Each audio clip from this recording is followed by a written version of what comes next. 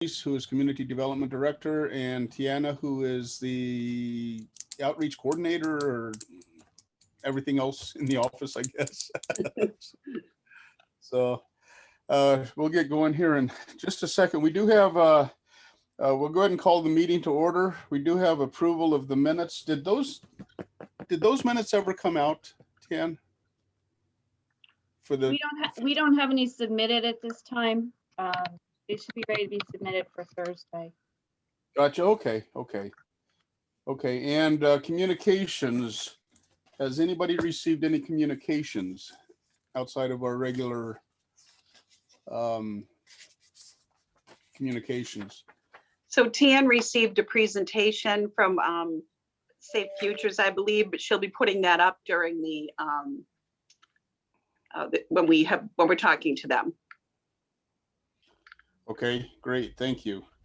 And I did receive a communication from the mayor in relation to NCDC's application. And instead of reading, it's only one paragraph. We're not going to be reviewing that application this evening. We'll be doing it on Thursday. NCDC doesn't have an application. The Employee Retention Program? Nope, that was done under CV funds. That's already gone by. Yeah, that's right. I'm sorry. Yep. I've got the wrong folder. Holy cow. That's okay. I was just like, there's no. Okay, gotcha. Okay. So there are no other communications in. Establishment of a meeting schedule. I guess what we're talking about there is the for the deliberations, Right. which would probably be next week. If we could, I'd like to put that toward the end of the meeting, only because Tucker's not here with us yet. Yep. That way he can have an input on that. So we'll go ahead and skip over the agenda if that's okay with everybody. Yep. And what we'd like to do is go ahead and out of all of the presentations for public services, this is the presentations we're going to hear this evening. 2 of the applications were not eligible, and just for the committee members, I would suspect they know that. If they don't, Kathy, I don't know, do you want to talk to that a little bit about the 2 applications that were not eligible? Right. So for tonight, there are 2 applications that are not eligible. So I have not scheduled them to be here. Those were both submitted by the police department. One was for a Citizen Police Academy, the other for night flight basketball. The Citizen Police Academy was clearly stated to be a town-wide benefit. And that doesn't fly for HUD because we have to have an area benefit on that, or low mod clientele, and that's not how they were doing it. I had spoken with the chief about that before they applied, and they still went that route, so it's not eligible. The second one was night flight basketball, where they were asking for additional hours and things like that to oversee the night flight basketball. We can do community policing. However, reading through the application, what they were looking for were things like, as I recall, it was uniforms and shirts and all different things like that. Those things are not eligible. So I let the chief know that neither one of those were eligible. Okay, thank you. So for the committee members, if the minutes can reflect that we acknowledge we got the applications, and that they have also acknowledged that they're not eligible for consideration on this round. So if we could have the minutes reflect that, that those applications will not be taken into consideration. And so let's go ahead and go on into the presentations. For those that are going to talk about their programs this afternoon, we don't necessarily, I think almost everybody's online has been with us in the past. So we really don't expect the whole application to be talked about, just specifics about the program. Any changes or anything that was not in the application you'd like to bring before the committee would be great. And then we'll open it up to questions from the committee members to the applicants. So the first one that's on the list would be the children in placement. Yep. Hi, that's me, Janet Frymuth. I have some prepared remarks. Thank you for this opportunity to share information about children in placement, or CIP. CIP is the only advocacy agency of its kind in Connecticut, was born in 1979 as a small agency devoted to supporting children who were engaged in child protection cases who have substantiated cases of abuse and neglect. We know the leading causes of child abuse is poverty and substance abuse. CIP recruits, trains, and manages individuals from the community to serve as guardians ad litems, or GALs, who are specially trained, neutral parties appointed in custody or other similar disputes who advocate for the child's best interest. CIP serves children throughout Connecticut in all juvenile and probate courts. In this past year, statewide, we served 300 children abused and neglected with 150 volunteers that donated over 13,000 hours. To that end, our GALs go above and beyond to identify resources for children and their families in hopes that the children can stay with their parents, and when that is not possible, to identify a safe, permanent situation for the children as quickly as possible. We are appointed by the courts to investigate a child victim of abuse and neglect, similar to that of the Department of Children and Families. However, DCF caseworkers have upwards of 20 cases to manage. Our GALs have 1 or 2 cases so that they can more effectively create a trusting relationship and solely focus on the needs of the child. Further, not all cases go through DCF. Sometimes a grandparent may petition the court for guardianship of a grandchild due to the parent's inability to appropriately care for a child. The mission of CIP is to facilitate and advocate for effective judicial review of abused and neglected children and their families, providing effective programming and services, and ensure that each child's voice is heard at the same time, promoting a safe, permanent, nurturing home with hope and resiliency for a brighter future. CIP has operated on a lean, efficient budget for decades while purposely advocating for and serving children throughout the state. Throughout its history, CIP has promoted goodwill, created jobs, and received numerous commendations from judges and court personnel for the good work in the community. To date, CIP has never turned down a case and is always looking for ways to expand its reach to more abused and neglected children. CIP has both staff and volunteers established throughout the state. These dedicated individuals are a diverse group appropriately trained to represent the children from their geographic area. Meaning for children from Norwich, we look for advocates that are from that area and familiar with the community. CIP has a decades-long track record of inclusion, cultural sensitivity, and racial equality. CIP has been instrumental in helping Connecticut's rural and low-income areas and has the infrastructure in place to continue to serve more children. The important work we do and the ongoing needs of abused and neglected children we serve is clear, simple, and part of public record.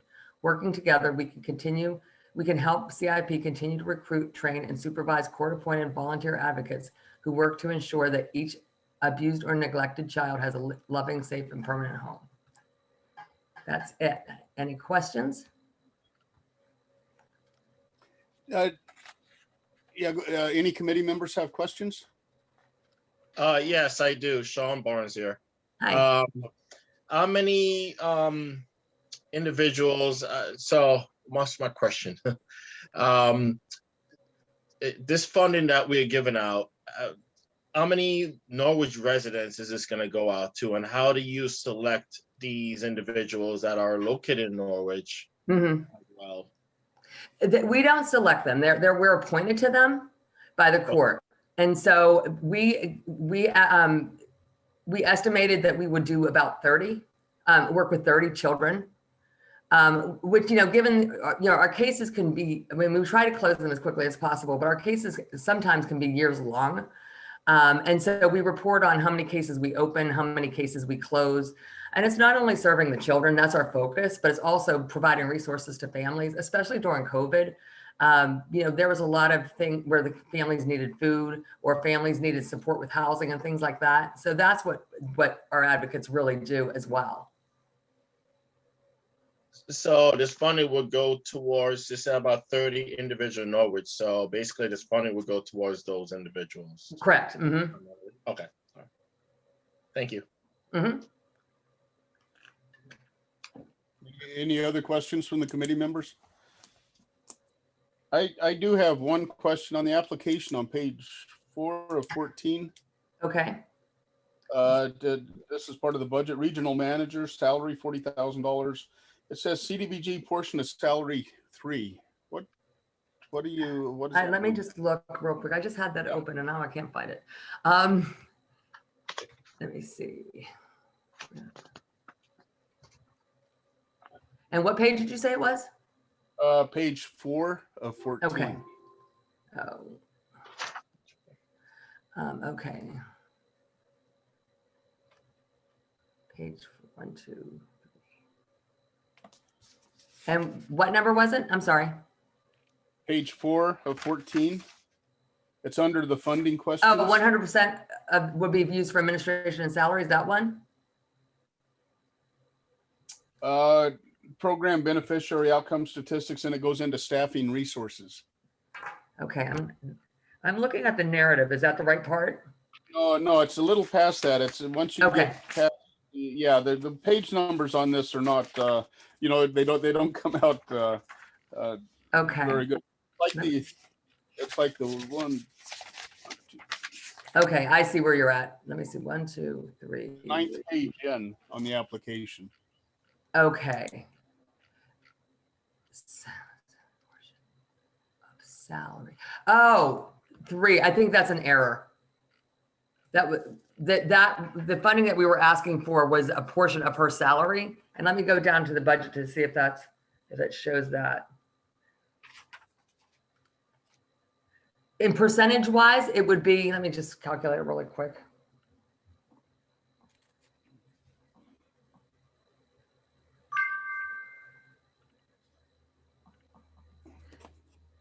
%. So it's probably closer to 30% is what that was supposed to be. Okay, so it's a typical regional manager range of $40,000 with 26% of the requested CDBG money would be going to her Right. salary.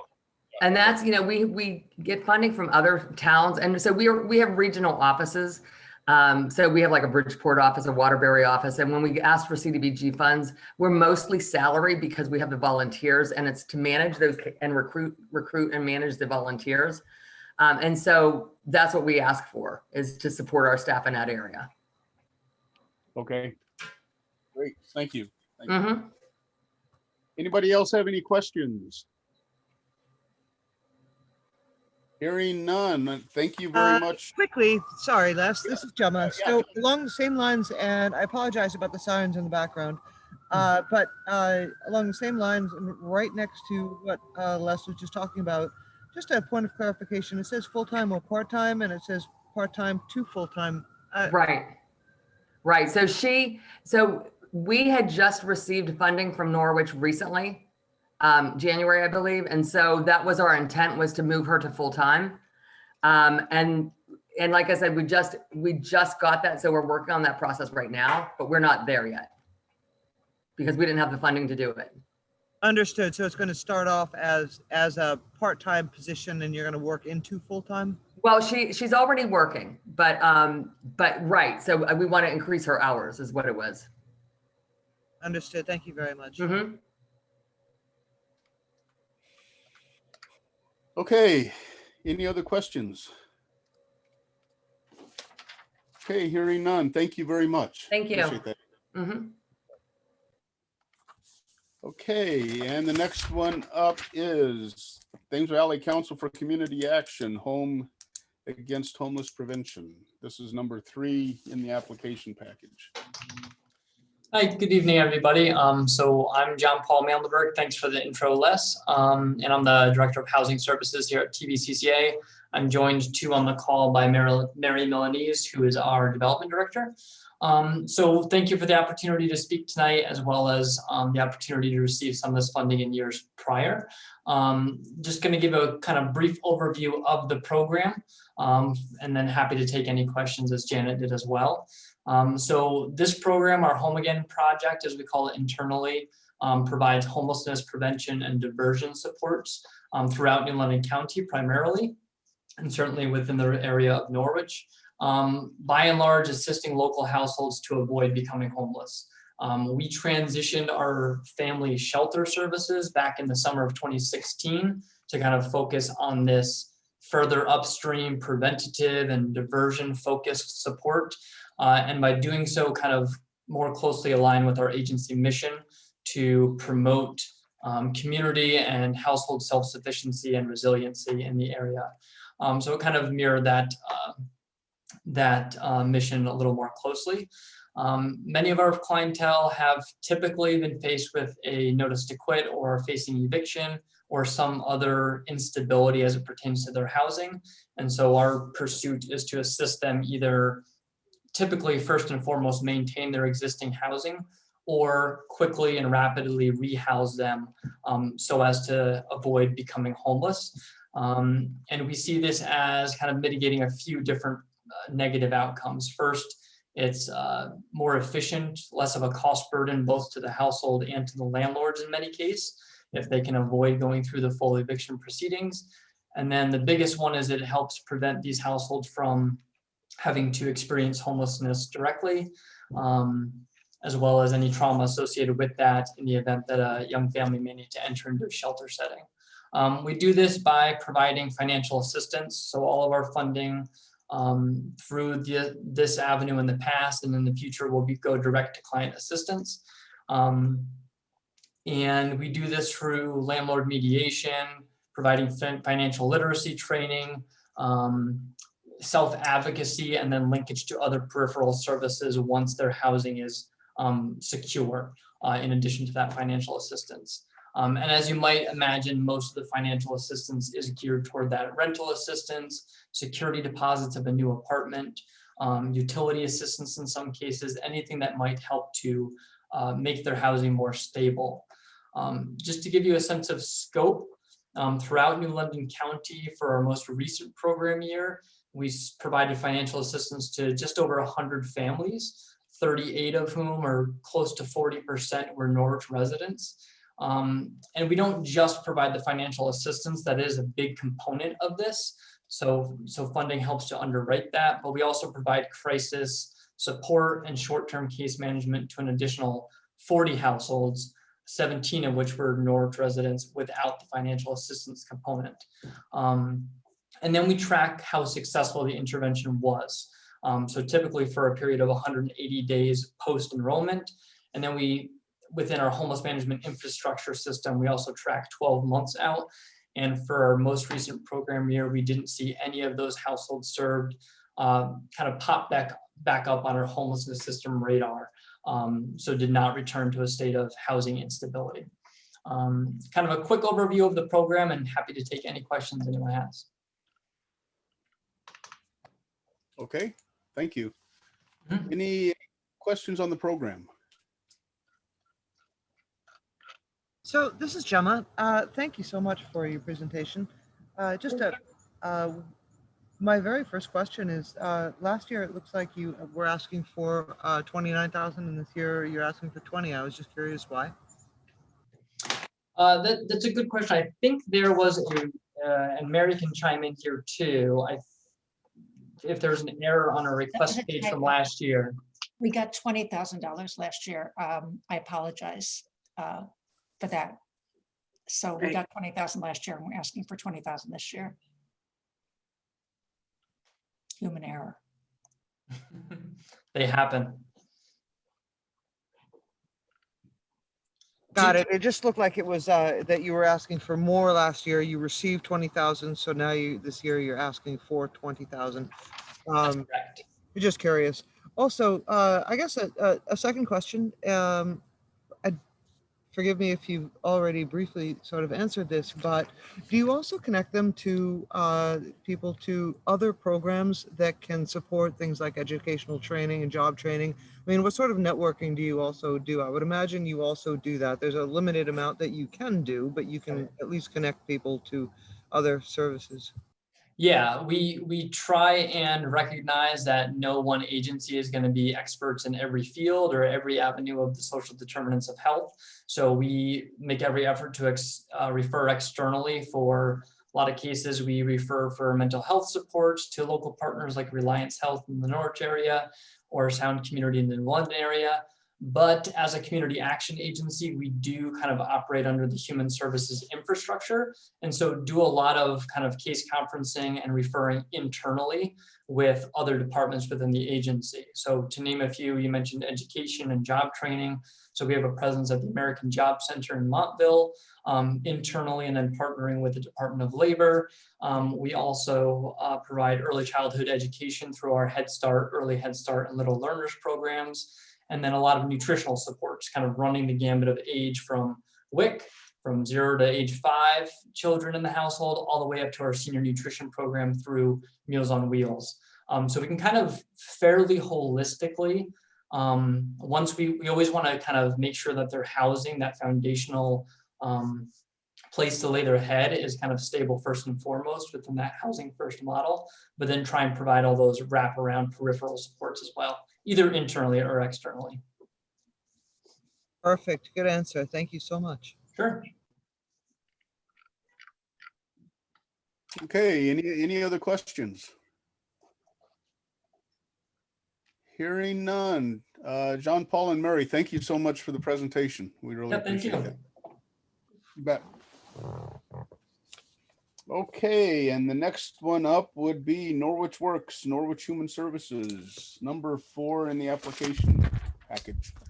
Hey, Les. Leanne, hi. Hi, I'm you? back. I didn't think I'd be here.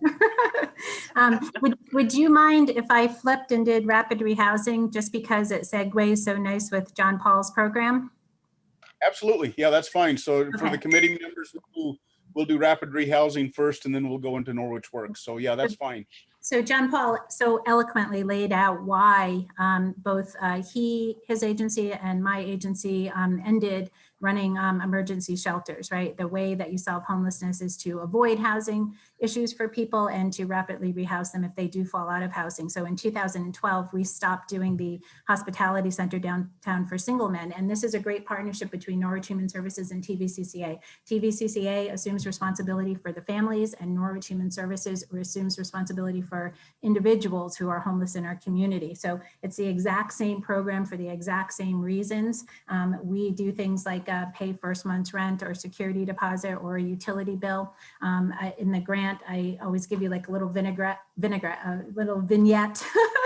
not vinaigrette, of something that has happened. And this year we particularly had an incident at Maplewood Cemetery where we had a lot of homeless people living there. And the owner of the cemetery was really hesitant to kind of move these people on, but we talked to him and we let him know that we had plenty of resources to get them into housing. So once he did kind of apply pressure to them to say, you can't squat on my property anymore, we were able to actually use our funds, our CDBG funds, to get them into housing. So that's a great example of why these dollars are so important. These people would not have fared well in the hospitality center in New London or in a shelter, and now they are permanently housed. And as John Paul has said, we can look in the homeless management information system and see that they have not fallen out of housing and need more crisis intervention. So for $15,000 that we get for CDBG, we're able to not run a shelter in Norwich that used to cost us $64,000 just for the winter.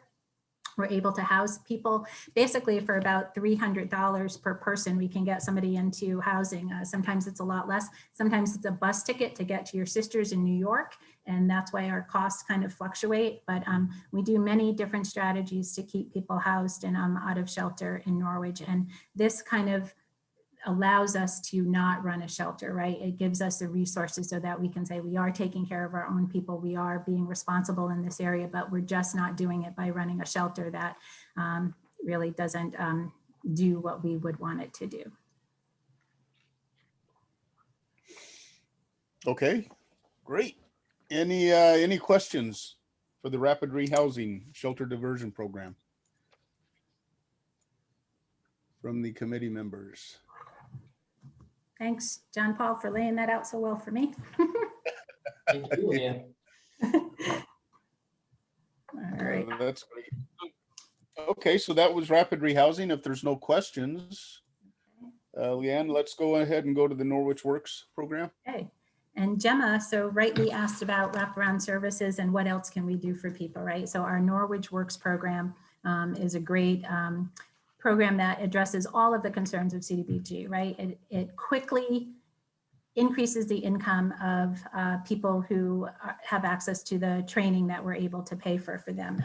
You know, case after case, I have a letter here from a woman who took our training program, and I'll just read it real quickly. It says, wanted to email you with updates. I've been at my new job as a CNA for 6 months now so far, and the job has been a great experience for me as an assistant living environment. I'm currently still working at my other job, mostly just to pick up extra hours. I did go back to school as well, finishing up my first degree and moving on into nursing. Once again, thank you for the help getting my CNA license. It helped me a lot financially and gave me the push I needed to get back and further my education. So this person is actually going to go on to be a nurse.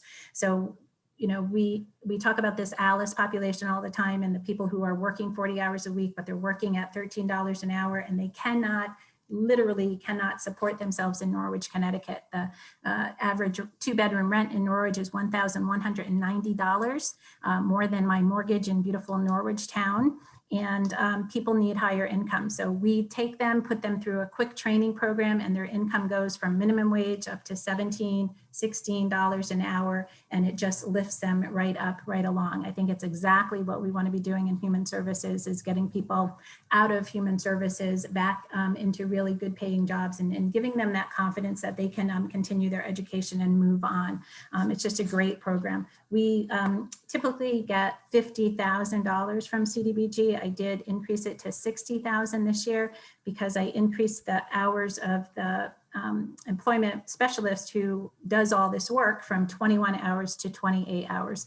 This year, above all years, we saw what a crisis, a pandemic can do, and how many people can quickly be out of work. And thank you to Kathy Kreese, who allowed us to, because the training programs had closed, we got permission from Kathy to allow him to help people get on unemployment compensation, which was still under the guise of, helping people with work, education, and training things. But it was just amazing. If you don't know, Norwich had the highest unemployment rate in the state when the pandemic hit, the highest. We are the 6th highest right now, way ahead of Hartford, New Haven, and Bridgeport as far as unemployment is concerned.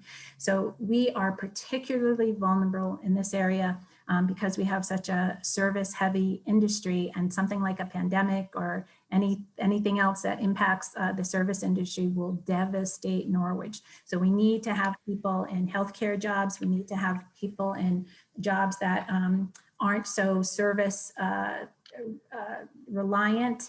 And we have seen an increase in cost for the training too. So we typically allow $1,000 for a training program, but we want to increase up to $1,500 just because we've been doing $1,000 for a lot of years, and the program costs have gone up. So we'd like to increase the support that you give us a little bit. But this program is worth every penny that you spend on it. So not only does our employment specialist get people into training, but he screens other people and refers other people to other programs.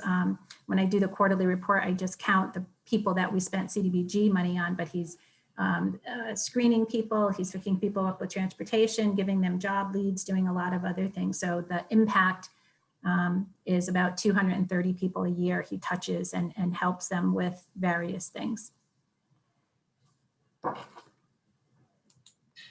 Okay.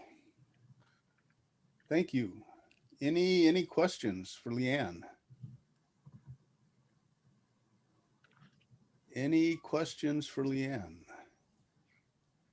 Great. I guess not. Thank you very much, Leanne. You're welcome. This is definitely my last year with CDBG.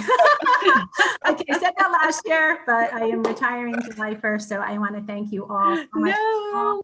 All of the support you've given me over the years. I'm going to miss it terribly, but you guys have been so generous and gracious to me, and I really appreciate all your support. Well, thank you. And hopefully we may still see you next year. You never know. So thank you for all you've done. You do a great job for Norwich. Thank you so much.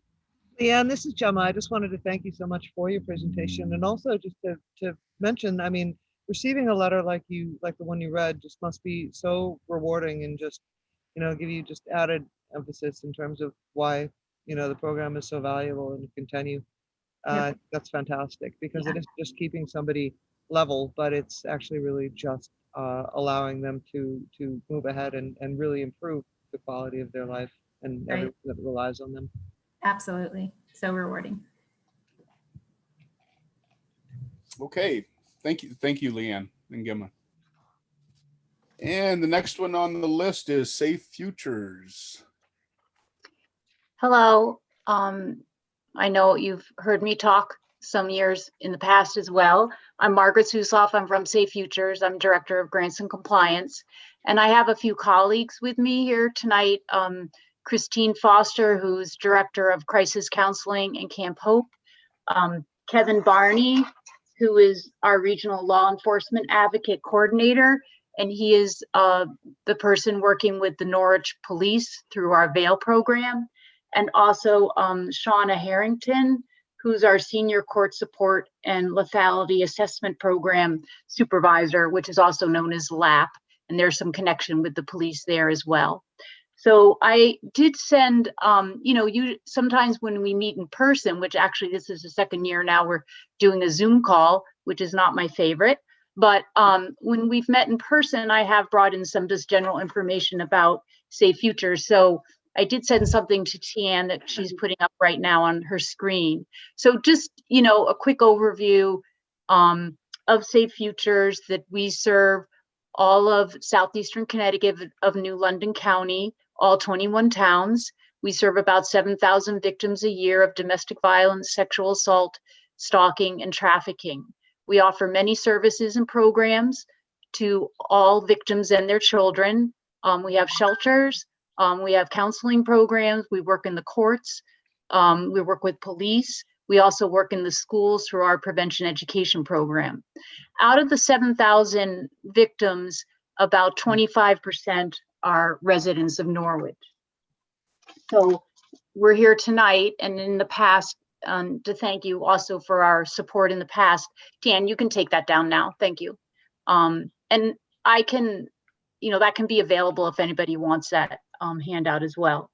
But we're here tonight to talk about our request of $15,000 in specifically for our Norwich Counseling Office and our Victim Advocate Law Enforcement Program, also known as VAIL. These are part of the services we offer Norwich through our Norwich Domestic Violence Response Team. So it's just like any victim who comes into Safe Futures has available to them many services. In Norwich, we do have a Norwich Counseling Office, as I said, and the CDBG has supported that for many, many years. We're open 5 days a week, Monday through Friday, and it is actually since 2015, we have been, as a full-time office. For a few years there, it was closed. But since 2015, we have been located in downtown Norwich. As some people have mentioned already, this past year with pandemic, with COVID-19, things have changed. We've been operational throughout the pandemic. All our services, all our programs, all our housing programs have been available. Of course, how we deliver our services have changed a little bit. At our Norwich Counseling Office, we do have we're located on the second floor. So in front of our offices, we have a table, and on there is people have to do a self-assessment of their needs and of their health at that time. The counselor in the office we have a video camera there now and an intercom, and she can talk to that person and again, assess them, see what their needs are. And then when they come in the office, we've installed in front of the counseling door a plexiglass, they call it like a barn style door. It slides one way or the other. And so that's a barrier between the victim and the counselor. That's just, for COVID-19 precautions. And so to make it safer for people to be coming in. But the importance of that office, again, it is a place victims come in and we connect them to a lot of other services we offer. Christine Foster is going to talk a little bit more about that, but I just wanted to share one story that shows the connection to our other services in Norwich. We do have 2 on-site housing programs. One is Flora O'Neill Apartments, and that's for permanent supportive housing. And we also have Katie Blair House, which is a short-term safe living program for homeless victims who are on their road of recovery from substance misuse. So a victim came into the Norwich Counseling Office this past year, and she's talking to our advocate there and, you know, stating that she had been in recovery, but recently her abuser had been back in touch with her. And because of circumstances, she was afraid she was going to go back to substances.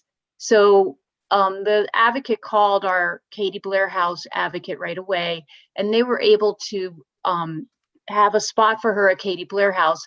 She moved in there for short term. And while she was there, she did get a job, and they did find her permanent housing. So that's just an example what an advocate might do at the office. So Christine, would you like to say a few more things? Thanks, Margaret. So as Margaret mentioned, our Norwich office is really critical piece of connecting Norwich residents to our other services. The walk-in capability is particularly important because every domestic violence situation has, you know, a wide range of safety concerns. And so some clients, their abusers may be tracking their phones or their web browsers and making it a little unsafe for them to call or email us. And so having the ability to walk in is a really critical piece for them. We also have supplies there. So if someone needs to flee in a hurry, we have toiletries, we can provide them with clothing, with diapers, anything that they might need to have their basic needs met while they're fleeing, so they don't have to risk returning to that dangerous situation. And again, as Margaret said, it really serves as a critical bridge to our other services. Another example of that is a mother who came into our counseling office with her 7-year-old child. She was in a very abusive relationship and needed to get out, and that counselor there was able to arrange for them to go into a safe shelter. And then our staff is able to coordinate with the McKinney-Vento liaisons in Norwich to make sure that child can stay in their school and a part of their community while being as safe as possible. So we're really grateful to be able to provide those services there. Thank you, Christine. So I wanted to talk a little bit now about our victim advocate law enforcement program, VAIL, which again is in partnership with the Norwich Police Department. And that program has been up and running for many, many years as well. And it has been supported by the Norwich CDBG, I believe it's like since 2015. Again, you know, services, how we provided services through VAIL before COVID and now during COVID is slightly different. I know that last year, Lindsay Michaels was our VAIL advocate, and now Kevin Barney is doing that position. But I know that she told, you know, her story of working directly with the police, 1 day a week, which is still what we're doing, and right in the police department, and going on ride-alongs with the police in domestic violence calls, also doing follow-up calls with the police for people who had domestic violence incidents. Now, of course, as you can imagine, with COVID, you know, that isn't exactly happening at this time. So since March 2002, actually, the police department has sort of been on lockdown. So they're not allowing people outside the police force in there except in the lobby.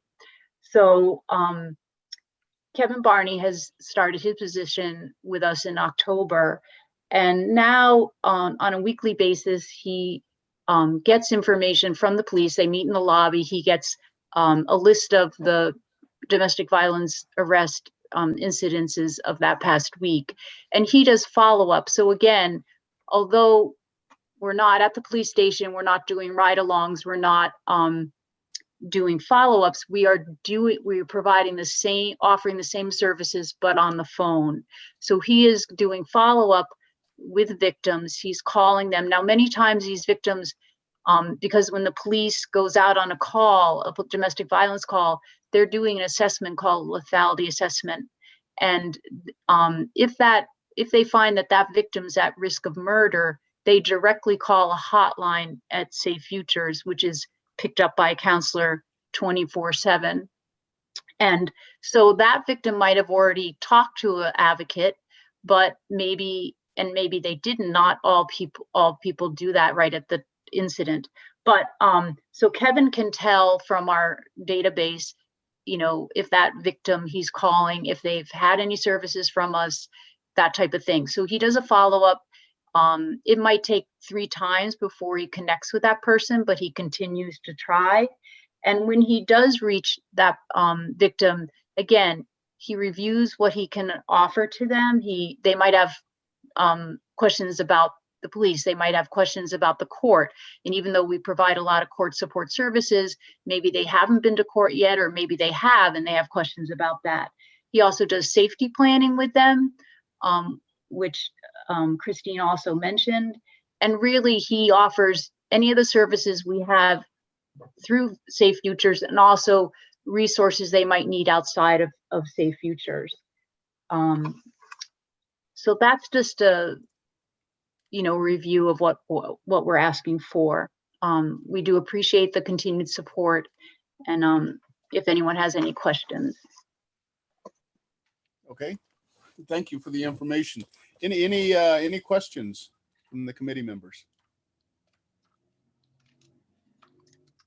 Any questions? I don't hear any yet. I do have one question. In the application, I know in the past you have court advocates actually meeting with domestic violence victims at the court, sometimes the next morning, arraignment, whatever it would be. Do you still have that going on? Court advocate meeting with them in the court? Oh yes, that's part of our court support services. Shauna, could you talk about that a little bit? Sure. Hi, everyone. We have limited our in-person contact with victims in the court system due to COVID. They are still welcome to any hearings, or of course, some of the more important hearings like sentencing or plea. So we will meet with them through a plexiglass wall, kind of as Margaret just got described with the counseling office. But a lot of our contact with victims right now through the phone. Okay, so when they're arraigned right after the incident the next day, there's, I think in the past you guys were actually with them physically. Is that correct? Yes, but Shauna, correct me if I'm wrong, but right now that's not allowable, right? Right. The courts are trying to limit how many people are actually present in the building. So yeah. that's Okay. So we're still providing the service, but it's delivered a bit differently because we have to go with, COVID-19 precautions as well as, that's what the court is saying. So we have to, but I guess we want to stress that we're still providing the service just in a different way. Yeah. Okay. Thank you. Appreciate that. Any other questions from any committee members? Okay, hearing none. Thank you so much for the presentation for Safe Futures. Thank you for your time. Thank you for your support. Absolutely. And that takes us to the end of the presentations. We would like to go back and talk about establishment of a meeting schedule for deliberations, committee members. I think if you want to, do we want to take a look, Kathy, Tian, maybe next week? Is that what we're looking at? No, the week after. The week after? Yeah, I'm not in next week. Oh, okay. So it would be the week of the 19th.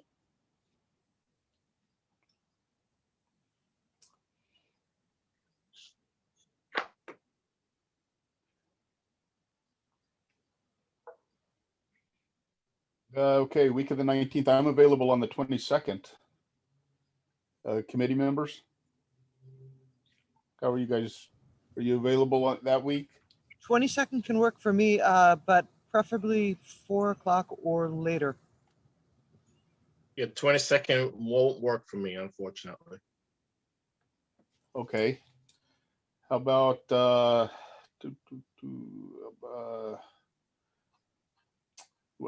Tuesday, the 20th, I've got a planning commission meeting at 7. We're usually done by then, but how Yeah, about Tuesday the 20th? That works. That works for me. Gemma? What time on the 20th? Yeah, Uh, that's a good question. it'll be 5 o'clock. 5 o'clock? 5 Yeah. o'clock sounds great. Works for me. Same here. Okay, But so why don't we? still meeting What- this Thursday, all right? We have to some What- more, we Yes. have some more to go through, right? Right, Thursday? and I'm gonna ask the committee to take a good look at the applications that are in there. There are some upcoming issues that we're going to have on a couple of the applications. So particularly with the recreation department. So I just want you to really look them over and be familiar. Kathy? Yep. Kathy, Yep. before we move on the meeting schedule, are you sure April 20th works for you? Oh, God, I don't know. Yeah. Wait a second, let me look. April 20th. Yeah, I'm good. Okay. Okay, Thank you for watching out for me, Tian. But yes, I'm good. okay. Okay, so I guess that pretty well covers everything we need to do, unless somebody has something they would like to bring up. Any concerns or any questions about any of the applications that we talked to today or that's coming up next on Thursday? I think And- if you look at the recreation ones, I'll just bring it up now so that you can take a good look at them. Yeah. Last year, if you recall, Les, we had the discussion and we said to make sure that you worked with Kathy to ensure that you were applying for the correct items and making sure they were eligible. Yes. That didn't happen. And as a result, there's a lot of things that are not going to be eligible in there. Anything that says is for tournaments, leagues. It's like we said this last year, and I'm looking at them again, and I'm like, just so there's a number of things that just giving you a heads up. Yeah. Okay. So Okay. after we have this meeting next week, what I'm going to do is put together a list of items that would be eligible. And Tian will send you in the week in between, she'll send you out another list of items, and then the maximum you'd be able to fund those. If you Okay. chose to fund anything into recreation, there'd be a maximum of what you could fund in those based on eligibility. Okay. They shoot themselves in the foot. The what? They shoot themselves in the foot. Well, yeah, because we went, like you said, we went through this last year on this. You did. Yeah, Yep, and the so- instruction was given, and Yeah. But- so, I just have to really look at it because I have to make sure that we're not going to fund things that just are not eligible. Yeah, know, absolutely. Playgrounds and recreational things are eligible in low mod income neighborhoods. But when you start wanting to put up things for leagues and tournaments, they're not eligible. You Yeah. take away your low mod eligibility. You just Yeah. do. And So- I noticed that the HVAC is back again, huh? It's back again. And I've asked for clarification on that as well. Okay. Because we cannot go in and just put that in their office building. We actually have to know, what programs do you hold there? Who benefits from this? Yeah. So I've asked them for that information. You should have it by deliberation time. Okay. So I tried to do a better job this time of culling through the applications so that you weren't struggling with funding things that, just weren't eligible. But some things are eligible, some things are questionable. We shouldn't have to pick through it line by line, but it's where we Yeah. are.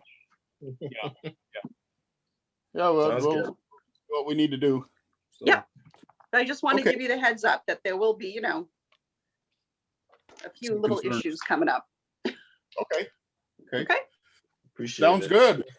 All right. All right. So does anybody else have any questions or concerns? Hearing none, I guess we'll entertain a motion to adjourn. My first set. Okay. Sounds like I'm out. Have a second. All right. We'll Okay. see you Thursday. Okay. You everybody. Thanks for Thank attending you so tonight. much. Thank you Yeah. very much. Take care, Bye, guys. guys. Bye now.